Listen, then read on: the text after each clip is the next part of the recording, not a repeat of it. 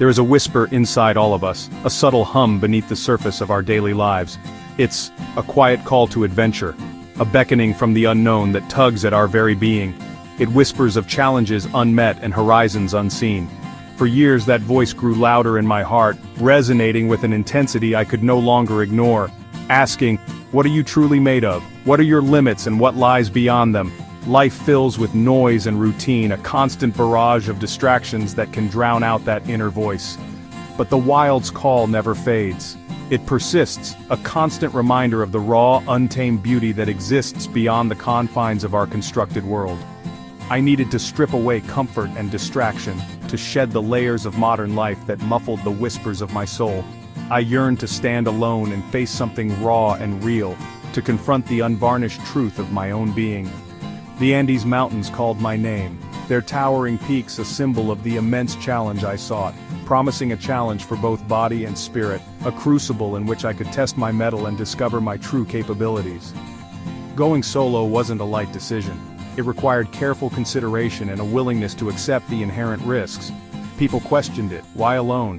Why risk the dangers of the mountains without the safety of companionship? Isn't it safer with a team? Wouldn't a group provide support and security in the face of adversity? But solitude offers a different kind of strength, a resilience born from self-reliance and unwavering determination. I wasn't running away. I wasn't seeking escape from my responsibilities or my past. I was running towards something, toward a deeper understanding of myself and my place in the world. I wanted to meet the person I was, the core of my being stripped bare of pretense and expectation. I needed to discover who I was when no one else was watching, when there were no external influences to shape my actions or my thoughts. In the wild, you can't hide from yourself. The harsh realities of nature expose your vulnerabilities and force you to confront your limitations. Every decision, every mistake, every victory is yours alone. There's no one else to blame, no one else to take credit.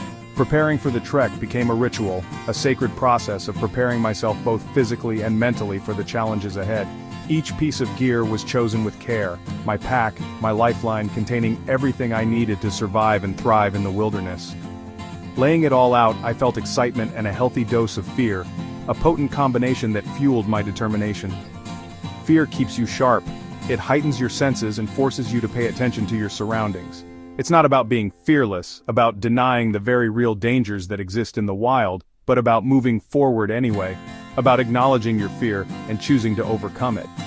As the departure date neared, my focus narrowed, my attention laser-focused on the task ahead. The Andes became a living entity I was about to meet, a powerful and awe-inspiring force of nature. I imagined the thin air, the way it would burn in my lungs with every breath, the biting wind, how it would whip across my face and chill me to the bone, the jagged peaks, their imposing presence a constant reminder of the challenges that lay ahead. This wasn't just a trip, it was a pilgrimage, a journey with a purpose far greater than simply reaching a destination.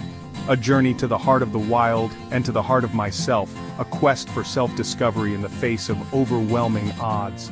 The call had been answered, the decision made, the path chosen. All that was left was to take that first, daunting step, to commit myself fully to the adventure that awaited. Into the vast, beautiful, and unforgiving wilderness, a realm of untamed beauty and unrelenting challenge. Alone, but ready. Ready to face whatever the mountains might throw my way. Ready to embrace the unknown, and ready to discover the person I was meant to be. The air at the trailhead was thin, pure, almost crystalline. It held a certain crispness that bit gently at my lungs, a stark contrast to the thick, heavy air of the city I'd left behind, and filled with the scent of ancient stone, a smell that spoke of millennia, of geological timescales far beyond human comprehension. It was a grounding aroma, a reminder of the Earth's enduring presence. My world felt a million miles away, the concerns and anxieties of daily life shrinking into insignificance against the backdrop of such immensity. As I stood with my pack, a weighty reminder of the journey ahead, but also a comforting symbol of self-sufficiency. The city's noise replaced by wind in the grass. A constant whispering song that filled the silence, a natural symphony only the mountains could conduct. Doubt washed over me. Am I ready? Have I trained enough? Am I strong enough to face what lies ahead? The mountains loomed, humbling and immense, their peaks piercing the sky like ancient silent guardians. I took a deep breath, adjusted my pack, making sure everything was secure and in its place, a small act of control in the face of the unknown, and stepped onto the trail, the first step of many. The crunch of boots on gravel became my world, a simple, repetitive sound that marked my progress, each step a small victory. With each step, doubt faded, replaced by the rhythm of the climb, replaced by purpose, a singular focus on the task at hand. The journey had begun, a personal odyssey into the heart of the Andes. The path was clear but challenging, a constant uphill battle against gravity and altitude, winding upward into the highlands, a seemingly endless ascent towards the roof of the world. My lungs burned, legs protested, each muscle screaming in defiance of the relentless climb. But my mind focused, a steely determination pushing me forward, left foot, right foot, a steady, unwavering cadence. Breathe in, breathe out, forcing oxygen into my aching lungs. This rhythm became my mantra, a meditative loop that drowned out the pain and fatigue. As the sun climbed, painting the peaks in hues of gold and rose, the landscape revealed sweeping valleys, stretching out like emerald carpets between the towering mountains, and dramatic rock formations, sculpted by wind and time into bizarre and beautiful shapes. Alone, but not lonely. I was surrounded by a powerful, ancient presence. I felt connected to everything around me, a tiny part of a vast and interconnected web of life. I paused by a rushing creek, its waters crystal clear and ice-cold, splashing icy water on my face, the shock sending a jolt of energy through my weary body. Feeling more alive than I had in years, the city's grime washing away with the mountain stream. No screens, no deadlines, no emails, no notifications, just pure, unadulterated silence. Just the raw experience of nature, unfiltered and untamed. By nightfall I was exhausted but accomplished, every muscle aching, but my spirit soaring. Setting up camp, finding a sheltered spot amongst the rocks, filtering water, ensuring I had enough to stay hydrated through the night. Preparing a meal. A simple, freeze-dried concoction that tasted like heaven after a long day's trek. Each task felt sacred, a ritualistic connection to the land and to myself. Darkness fell, enveloping the mountains in a deep, velvety black, and the sky exploded with stars, a dazzling display of celestial fireworks, a shimmering blanket overhead, stretching out to infinity. Lying in my sleeping bag, gazing up at the cosmos, I felt peace settle over me, a deep sense of contentment and belonging. The fear was gone, replaced by a quiet sense of accomplishment, replaced by quiet confidence, a belief in my own resilience and strength. I had survived the first day, a small victory in a much larger journey. I was ready for the next, eager to see what challenges and wonders awaited me in the days to come. The Andes are 1,000 worlds in one each day, the landscape transformed. I trekked through valleys where vicuñas grazed, silent encounters in a vast wilderness. The trail would narrow, clinging to steep mountainsides, demanding absolute focus. When I looked up, glaciers and jagged peaks stole my breath. At the highest pass, a 360-degree panorama of snow-dusted peaks and turquoise lakes surrounded me. I sat alone, enveloped by grandeur and awe. Even the smallest details, moss on rocks, wildflowers, a soaring condor, captivated me. The Andes taught me to see both the immense and the intricate. It was a symphony of stone, sky, and life. No adventure is without trials. The mountain gives, but it also takes. My first major challenge was the weather. Clear skies turned to sleet and howling wind in minutes. Caught in the open, I fought panic, found shelter behind a boulder and layered up against the cold. The storm raged, humbling me, reminding me how small I was. There was no fighting it, only enduring. Navigation brought its own fears. Trails vanished in fog or landslides. One morning, thick mist reduced visibility to feet. I stopped, studied my map, trusted my compass. Patience and skill saw me through. When the fog lifted, I found my way. Relief and confidence surged. I had faced the unknown and prevailed. These weren't just obstacles, they were lessons in resilience and calm. The mountain tested me, but each challenge made me stronger. I learned to respect nature's power and my own limits. Every hardship was a teacher. In the Andes, survival meant humility, patience, and trust in myself. And I carried those lessons forward.